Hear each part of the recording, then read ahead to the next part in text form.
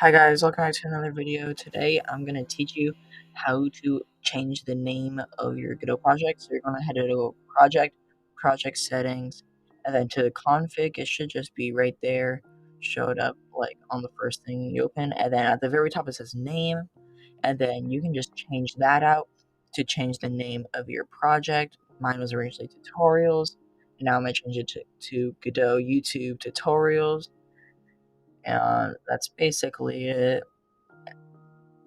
And if we just close out of this, I don't have anything.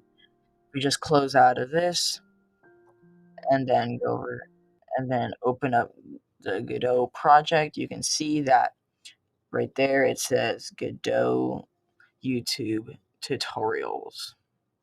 Anyways, make sure you guys like, subscribe, and comment down what you want me to make a tutorial for next time. Bye.